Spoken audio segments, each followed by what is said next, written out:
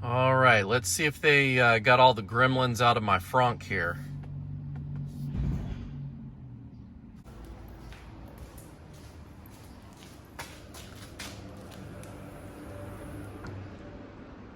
So let's see what's inside. Whoa! Now that is a magical Frunk. That's gotta be, what, 800 extra horsepower?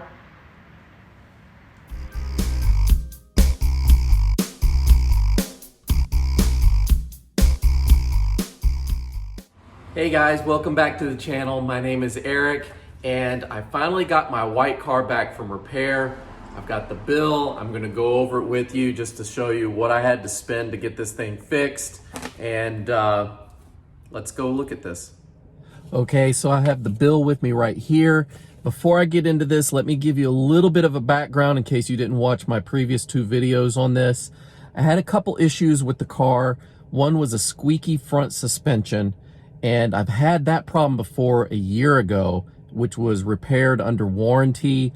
They had to replace an upper control arm. It's really the bushing on that ball joint that makes the squeaking sound.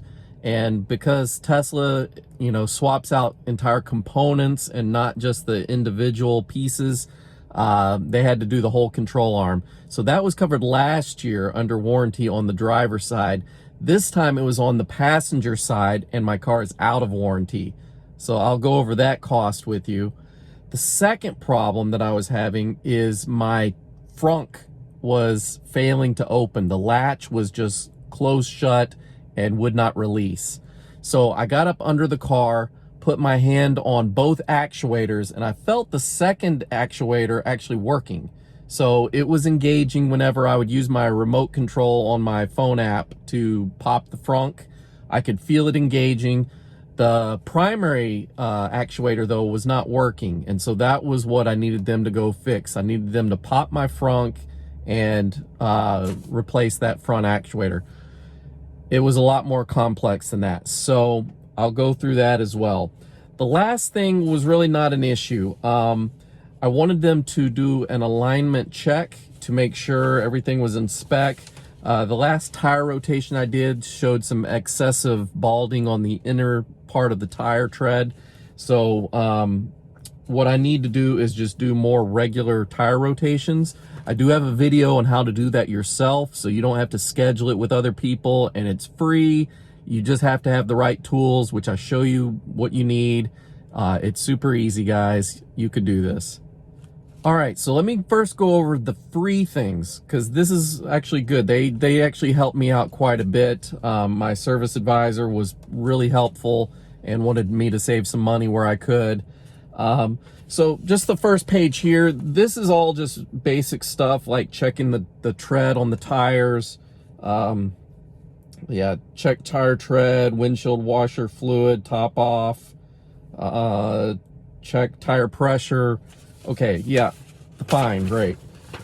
So this is where it gets a little interesting. Okay, here is the free things that they did.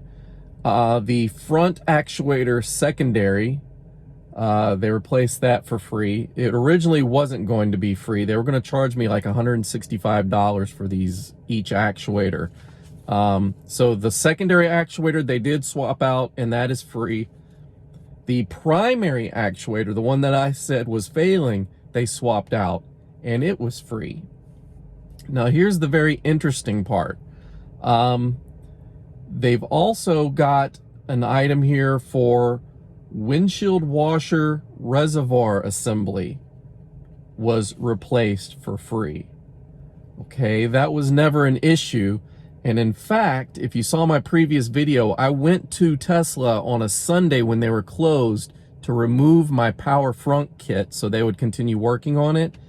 At that time, the Frunk was open. I was like, great, this is a great opportunity to put some washer fluid in the car because I prefer the stuff that I use instead of the blue stuff that Tesla uses, because I have a white car. Every time I use it, it would leave like a blue residue on the A-pillars.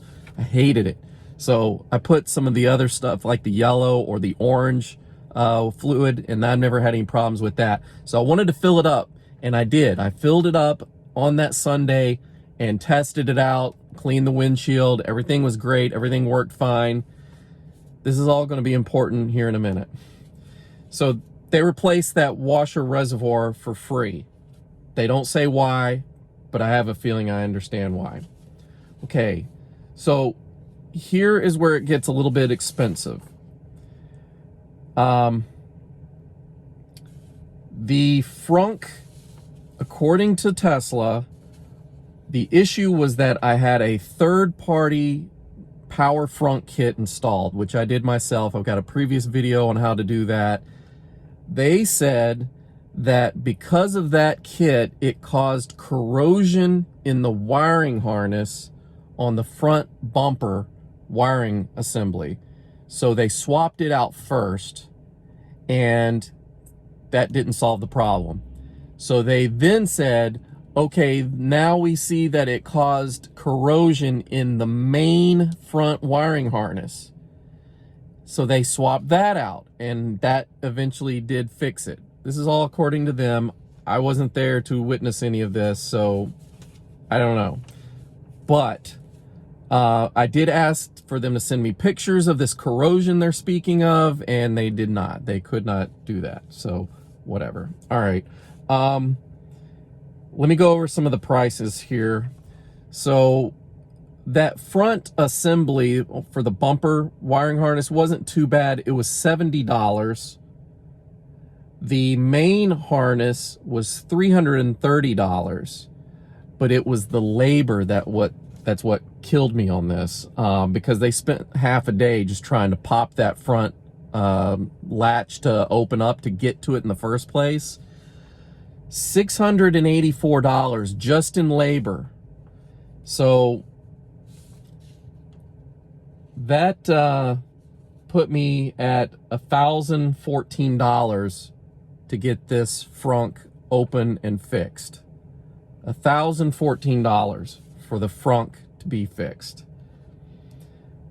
That's not all, because they also fixed the squeaky suspension, which is great. They had to replace, just says there was a nut they replaced for 55 cents. Great. But the upper control arm was $165 for the part, and labor was $237.50. So a total of $403 to fix a squeaky front upper control arm just on one side. So if you've got them both squeaking, you're gonna have to double that, a good $800 for that. Maybe some savings if they've already got it in there working on it. But the grand total for the Frunk and everything out the door was $1,467.85. So here's just that. So that leads me to another thing here to mention. Remember when I said the windshield washer assembly was replaced? It turns out when they were swapping out that main harness, they punctured it or did something to where they damaged the washer reservoir, and they had to replace it. Okay, that's fine. It was free. It didn't cost me anything. They did it while it was already in the shop. Fine. Here's the problem. I got the car home and tried using the windshield washer fluid, and nothing came out. I thought that was odd because I remember I filled up the whole thing on that Sunday that I was there. Well, then I took a closer look on my receipt here and saw that they replaced it. So I was like, oh, okay, well, maybe they just forgot to fill it back up. So I filled it back up and immediately tried cleaning it. Again, it wouldn't clean. There was no vacuum to push it out. And out the bottom of my car was leaking all the fluid I just added. So I wasted another half a jug of washer fluid on that. Called up Tesla and said, guys, you swapped out this washer reservoir and it is leaking. Either you didn't tighten up a bolt or a hose or something, because when I pour fluid in, it leaks out the bottom. So I had to schedule another appointment to bring it in. It took about a week for me to have that scheduled just because they were busy. Although I will say this, they did agree that it is a hazard to not be able to use your washer fluid. And so they said it would be considered an emergency if you want to just bring it in anytime you want. We'll take a look at it. But at the time, they didn't have any loaner cars. They didn't have any way to compensate me if it was going to take a while. My concern with that was if there was actual damage to the reservoir and they need to swap it again, then that may take a lot longer and I would probably need a loaner car. If it's just a loose hose, then they could fix that right on the spot. But I waited for the week and brought the car back in. It took them about 30 minutes to fix it. They did find a loose, some sort of a bolt or something that holds the connector onto it was loose, so everything was just leaking out. So they tightened everything back up and it's working again. I tested it. I flushed out a lot of that fluid and then put my washer fluid in that I like better. So we're all back to normal again, guys. So really the main thing that got me on this bill was the labor charge. And it says service center hourly rate is $190 an hour. And they spent a good day or so working on this. So yeah, that's where they got me really good. So everything is back together and working, so I'm happy. So I do have a few thoughts on this.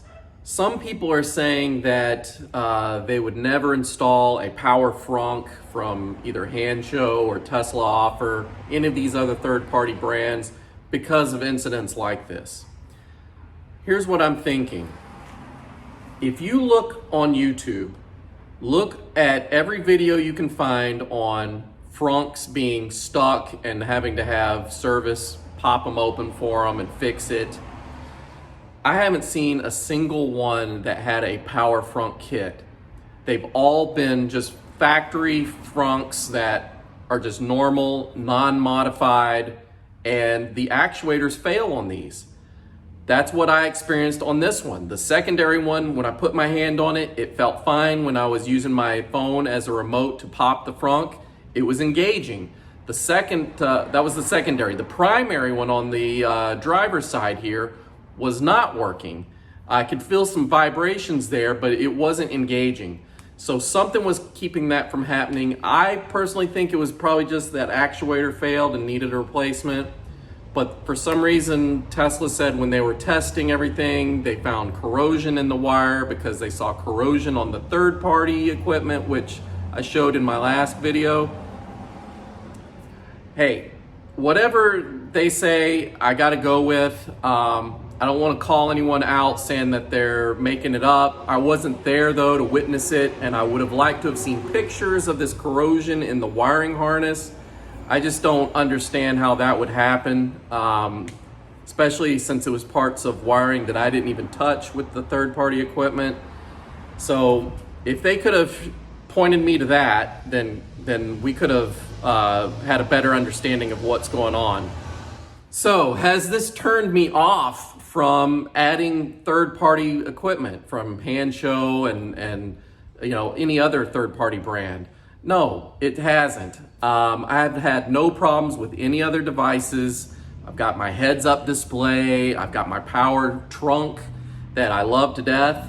I use the power trunk more than anything. The Frunk wasn't as big of a deal because I rarely use it for like putting things in for storage. I primarily just use it to fill up the washer fluid and, you know, disconnect the battery if I'm working on something. So it wasn't a real necessity to use my Frunk, but the trunk I use like all the time, putting groceries in, just carrying baby strollers, whatever. I use it a lot. So I love the power trunk and I highly recommend it for anyone that doesn't have one. All the newer cars come with it from the factory, which is awesome. So yes, you will be seeing more videos of installs and things from third-party companies, including Hanshow. So I've got a lot more review videos coming for you guys, some installation videos, a lot of cool things to show you. If you care to see that stuff and you want to be notified, make sure you hit that subscribe button. If you like this video, give me a thumbs up. It really helps the channel out. And I will see you guys real soon. Take care, guys. Bye-bye.